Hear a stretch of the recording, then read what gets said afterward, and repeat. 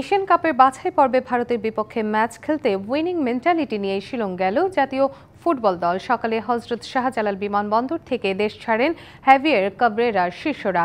হামজা আশায় নতুন মাত্রা যুক্ত হয়েছে জাতীয় দলে। নতুন বাংলাদেশে হামজাকে জয় উপহার দিতে চান সোহেলরা। সকালে ভারতের শিলংয়ের উদ্দেশ্যে ঢাকা ছাড়ার আগে এসব কথা বলেন তারা। হজরত শাহজালাল আন্তর্জাতিক বিমানবন্দরে বৃহস্পতিবার সকালটা আর 5টা দিনের মতো নয়। এদিন দর্শনার্থীর বেশিরভাগই ছিল হামজা ভক্ত। প্রিয় ফুটবলারকে এক নজর দেখার জন্য চোখ জোড়া খুঁজে ফিরছে কখন আসবেন চৌধুরী সাহেব। অবশেষে এলো টিম বাস। যে হামজার জন্য এত অপেক্ষা, তিনিই বাস থেকে নামলেন সবার আগে। এরপর একে একে তাকে অনুসরণ করলেন জামাল, তারিক, মিতুলরা। যমুনা ইলেকট্রনিক্স ঈদে ডাবল খুশি অফার সিজন 3, যে কোনো পণ্য কিনলেই পাচ্ছেন নিশ্চিত ঈদ উপহার। জাতীয় দলের সাথে যুক্ত হয়ে বুধবার প্রথমবারের মতো অনুশীলন করেছেন হামজা চৌধুরী। তবে প্রথম অনুশীলনেই দলের সঙ্গে মানিয়ে নিয়েছেন হামজা।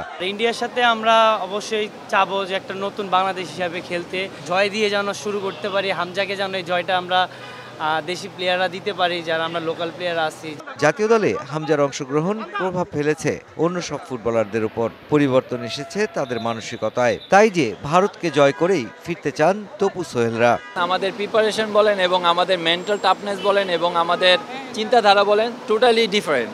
এটাই আমার কাছে মনে হয় বড় ব্যাপার। এবং আমাদের চিন্তাভাবনা হলো উইনিং মেন্টালিটি। তো এইভাবেই আমরা আগাচ্ছি এবং এইভাবেই আমরা খেলতে যাচ্ছি।